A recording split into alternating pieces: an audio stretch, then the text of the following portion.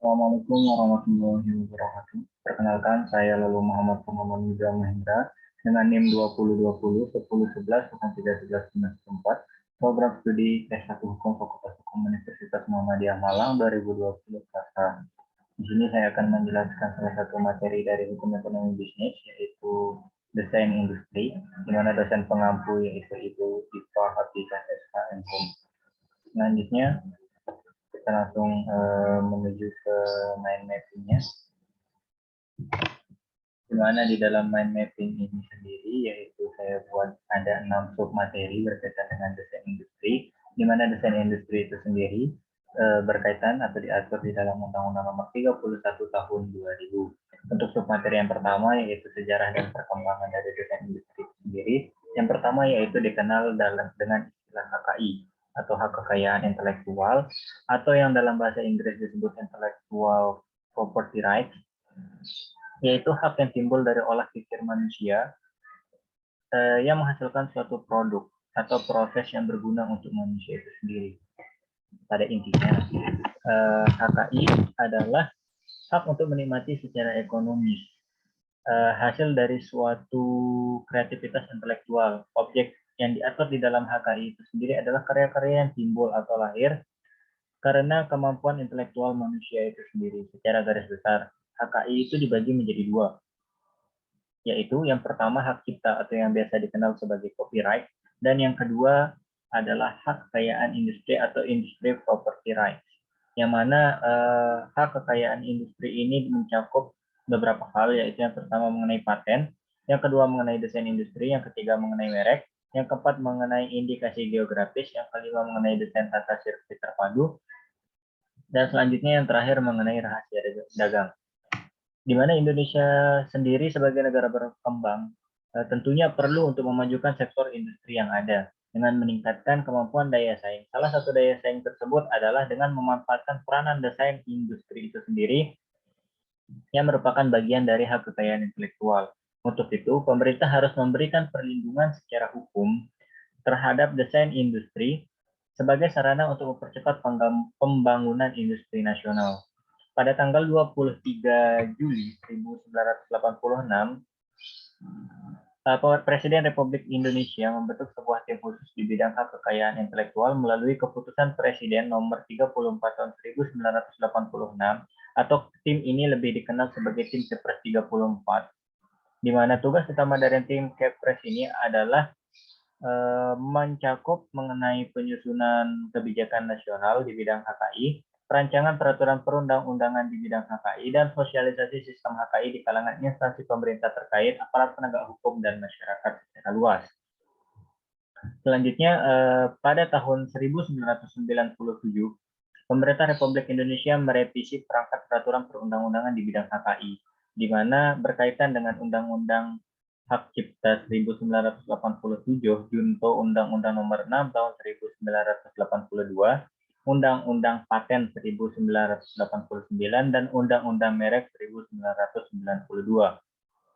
Selanjutnya di tahun 2000, Pemerintah Republik Indonesia kembali mengesahkan 3 undang-undang di bidang HKI, 3 undang-undang baru di bidang HKI, yaitu yang pertama Undang-Undang Nomor 30 Tahun 2000 berkaitan dengan rahasia dagang, Undang-Undang Nomor 31 Tahun 2000 berkaitan dengan Undang-Undang Desain Industri, dan Undang-Undang Nomor 30 Tahun 2000 tentang Desain Tata Letak Sirkuit Terpadu.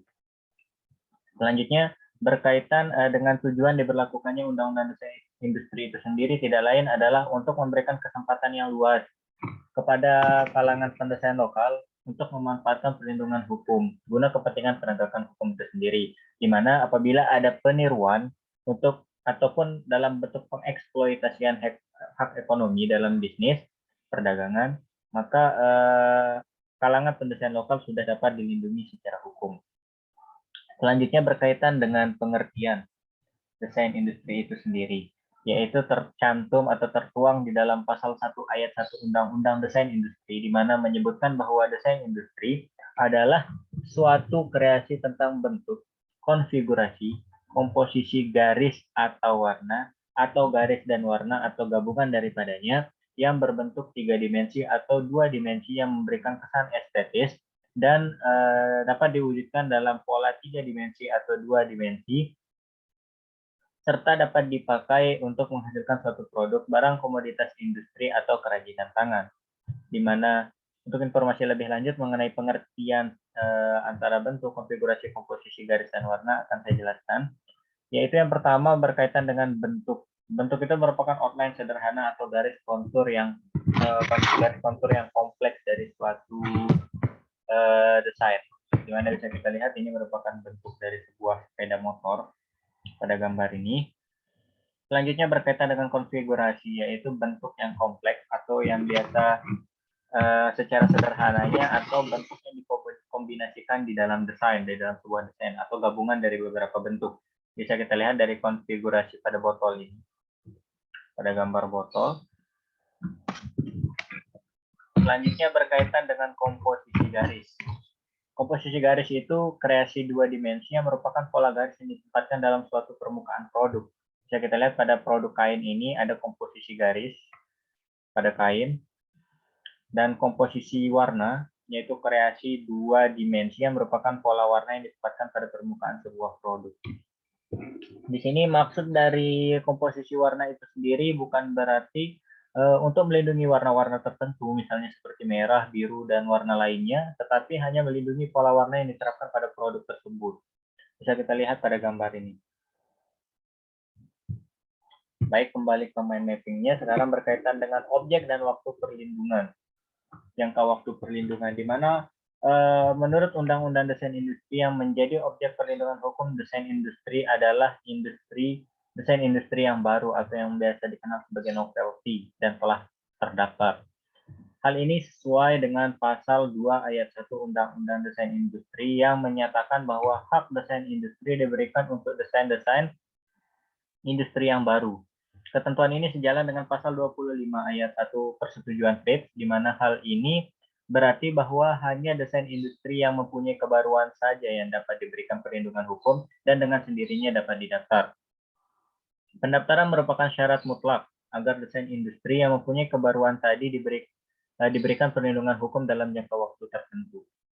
Untuk jangka waktu sendiri di Indonesia semula jangka waktu perlindungan desain industri hanya diberikan untuk dalam jangka waktu 5 tahun dan dapat diperpanjang 1 kali untuk 5 tahun atau totalnya sebanyak 10 tahun atau selama 10 tahun.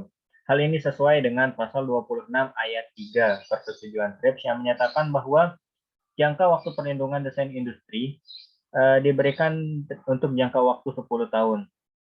Ketentuan ini telah dicantumkan di dalam pasal 5 Undang-Undang Desain Industri, bahwa perlindungan hak desain industri diberikan dalam dan untuk jangka waktu 10 tahun, terhitung sejak tanggal penerimaan. Tanggal mulai berlakunya jangka waktu tersebut dimaksudkan dicatat dalam daftar umum desain industri dan diumumkan dalam berita resmi desain industri.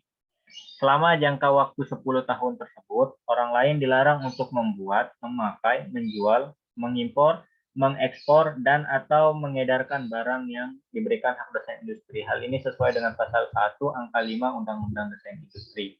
Selanjutnya berkaitan dengan subjek hak desain industri itu sendiri, yaitu menurut pasal 1 ayat 5 Undang-Undang Desain Industri tentang hak desain industri, dijelaskan bahwa hak desain industri adalah hak eksklusif yang diberikan oleh negara Republik Indonesia kepada pendesain atau hasil kreasinya untuk selama waktu tertentu melaksanakan sendiri atau memberikan persetujuannya kepada pihak lain untuk melaksanakan hak tersebut. Berdasarkan ketentuan pasal 1 ayat 5 Undang-Undang Nomor 31 Tahun 2000 ini, dapat disimpulkan bahwa hak atas desain industri adalah hak khusus pemilik desain terdaftar yang diperoleh dari negara. Dengan kata lain, berarti diperolehnya hak kepemilikan atas desain industri adalah sebagai konsekuensi telah didaftarkannya desain industri tersebut kepada kantor desain. Desain industri ini juga dapat dihasilkan dari pihak-pihak yang berada dalam hubungan dinas atau hubungan kerja dengan pihak-pihak lainnya, yang dianggap juga sebagai subjek hak desain industri. Menurut pasal 7 Undang-Undang Desain Industri ini sendiri, yang huruf A, jika suatu desain industri dibuat dalam hubungan dinas dengan pihak lain, dalam lingkungan pekerjaannya, pemegang hak desain industri adalah pihak yang untuk dan atau dalam dinasnya desain industri itu dikerjakan. kecuali ada perjanjian lain antara kedua belah pihak yang dengan tidak mengurangi hak pendesain apabila penggunaan desain industri itu diperluas sampai keluar hubungan kerja atau hubungan dinas. Selanjutnya yang ketentuan huruf B, ketentuan sebagaimana yang dimaksud dalam ayat 1 berlaku pula bagi desain industri yang dibuat orang lain berdasarkan pesanan yang dilakukan dalam hubungan dinas. Yang C, jika suatu desain industri dibuat dalam hubungan kerja atau berdasarkan pesanan, orang yang membuat desain industri itu dianggap sebagai pendesain dan pemegang hak desain industri, kecuali jika diperjanjikan lain antara kedua belah pihak.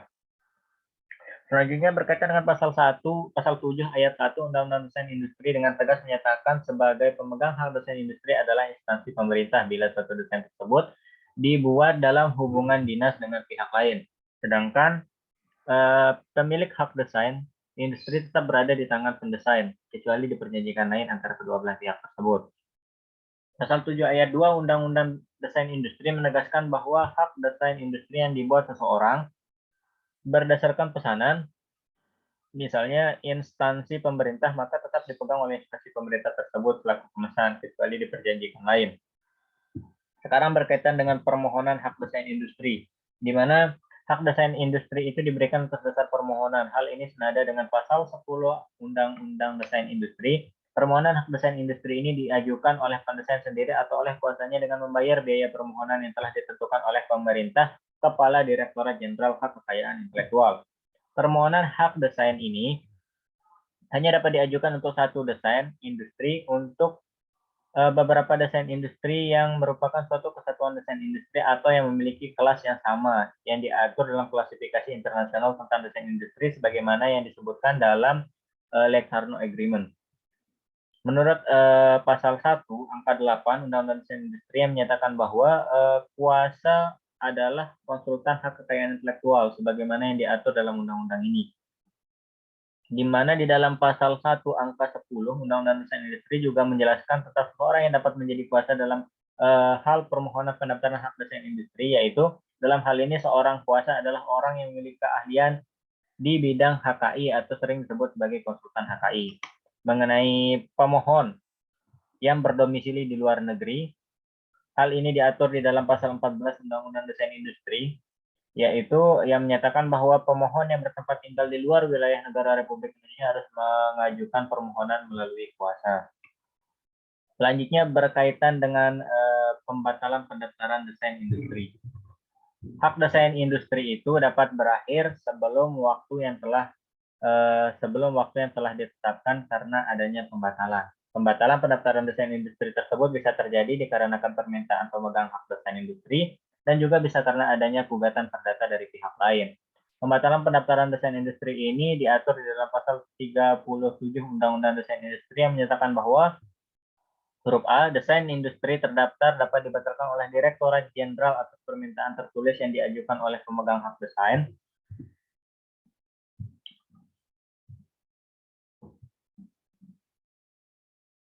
Pemegang hak desain industri. Selanjutnya yang huruf B, pembatalan hak desain industri sebagaimana yang dimaksud dalam ayat 1 tidak dapat dilakukan apabila penerima lisensi hak desain industri yang tercatat dalam daftar umum desain industri tidak memberikan persetujuan secara tertulis dan tidak dilampirkan pada permohonan pembatalan pendaftaran tersebut.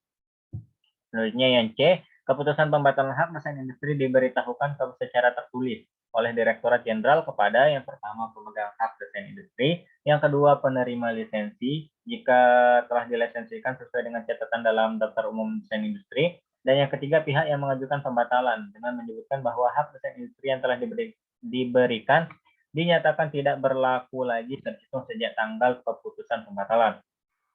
Yang huruf D, keputusan pembatalan pendaftaran sebagaimana yang dimaksud dalam ayat 1 dicatatkan dalam daftar umum desain industri dan diumumkan dalam berita resmi desain industri. Pemegang hak desain industri mempunyai hak untuk membatalkan pendaftaran desain industri. Pembatalan desain industri ini hanya dapat dilakukan bila mendapat persetujuan tertulis dan dari penerima lisensi hak desain industri itu sendiri yang tercatat dalam daftar umum desain industri. Untuk perihal gugatan pembatalan pendaftaran desain industri dapat diajukan oleh pihak yang berkepentingan dengan alasan melanggar ketentuan dalam pasal 2 dan pasal 4 Undang-Undang Desain Industri.